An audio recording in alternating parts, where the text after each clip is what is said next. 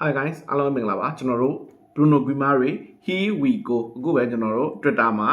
H မှာပေါ့နော်ကျွန်တော်တို့ Fabrizio Romano တင်လာပြီအဲ့တော့ဒီထက်သေးကြတော့ဘာမှမရှိတော့ဘူးကျွန်တော်ဒီသတင်းကိုစောင့်နေရပါဒီရက်ပိုင်းမှာ Bruno Guimaraes နဲ့ပတ်သက်ပြီးတော့တင်ကျင်နေတာပြောချင်နေတာရှိတယ်ဒါပေမဲ့ဒါနဲ့ပဲလဲနေတာဆွေးနွေးနေပြီးနောက်ဆုံးရောက်နေပြီးသဘောတူညီမှုရတော့မယ်ဒီအခြေအနေနဲ့ပဲကျွန်တော်တို့လဲနေတာဗျာအဲ့ဒါကျွန်တော်လည်းတိတ်ချမတင်ဖြစ်ဘူးအခုတော့လုံးဝကို 100% confirm เนาะကျွန်တော် Fabrizio Romano ကိုယ်တိုင် Twitter မှာတင်လာပြီเนาะ Bruno Guimaraes Here we go နောက်ဆုံးတော့ကျွန်တော်တို့အနေနဲ့ Brazil သားတယောက်ကိုကျွန်တော်တို့ Emirates စီကိုကျွန်တော်ခေါ်ဆောင်နိုင်ခဲ့ပြီလက်ရှိမှာကျွန်တော်ဘယ်လိုရှိမလဲ Gabriel Martinelli ရှိမယ် Magalhaes ရှိမယ် Jesus ရှိမယ်ပြီးရင်ကျွန်တော်အခု Bruno Guimaraes ပေါ့เนาะအားလုံးဒီBruno Guimaraes ဆိုရင်လက်ရှိမှာဘရာဇီးမှာအဓိကသားမတယောက်လို့ပြောလို့ရတယ်အဲ့တော့ကျွန်တော်မနေ့က page မှာတင်ထားခဲ့တယ်လို့ပဲ Rice နဲ့ Bruno Guimaraes ရဲ့ကွင်းလယ်အတွက်ဖောက်ကျွန်တော်2026 29ပေါင်းရက်ဒီမှာကျွန်တော်ခံစားရတော့မှာဖြစ်တယ်ကျွန်တော်တို့တင်းတဲ့တစ်ချိန်တော့ကျွန်တော်တို့တင်းတဲ့ physical bully တွေအများကြီးရှိခဲ့ဘူးတဲ့ကစားသမားတယောက် Premier League ရဲ့ကွင်းလယ်ကစားသမားစစ်တယောက် physical very strong ဖြစ်ပြီးတော့အဲ့လိုမျိုးပြိုင်ဘက်တွေကို bully လုပ်နိုင်တဲ့ physical အားဖြင့်နီးစနစ်ပိုင်းဆိုင်ရာအားဖြင့်အဲ့ကွင်းလေတစ်ခုအဲ့ကွင်းလေ spine တစ်ခုကျွန်တော်တို့တိဆောက်နိုင်တော့ပဲပေါ့နော်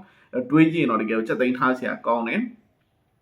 ဒီဘက်ခေတ်ဘောလုံးကဘာမှာကွင်းလေကိုလွှမ်းမိုးနိုင်တဲ့အသင်းဟာအောင်မြင်မှုတွေရရဆိုတော့ကျွန်တော်လက်တွေ့ပဲဥမာ PSG ဘာလို့အောင်မြင်လဲနော်ဂျာဥစားဗစ်တင်ညာနဲ့ဥစားအတွဲရနေပြီးတော့ဂျာနာဗက်တွဲရနေပြီးတော့ PSG လိကို dominate လုပ်တယ်ချန်ပီယံလိကို dominate လုပ်တယ်နောက်26ကမ္ဘာဖလားမှာဘယ်သူအကောင်းဆုံးစုရလဲ Rodri အဓိကတော့ကြည့်ပြောမယ်ဆိုရင်ဒီခေတ်မှာဒီဘက်ဘောလုံးကမ္ဘာမှာကွင်းလယ်ကိုလွှမ်းမိုးချုပ်ကင်နိုင်တဲ့ကောင်ဆက်ရပဲဗျာပြီးတော့ Premier League လို့ဘောလုံးမှာပွဲတစ်ပွဲမစသေးဘူးမင်းအဲ့ပွဲကိုကွင်းလယ် dominate လုပ်ထားနိုင်တဲ့အသင်းက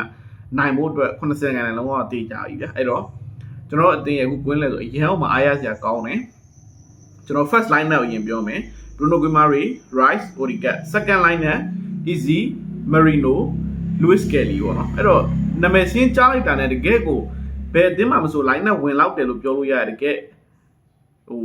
class A player ကြီးရဲ့ player တွေကြီးရဲ့အမှလုံးဝ elite level player ဆိုလို့ကျွန်တော်တို့ Rice တို့ Bruno Guimaraes တို့ထပ်ပေါင်းထည့်လာနိုင်တယ်ပေါ့နော်ဒါကတော့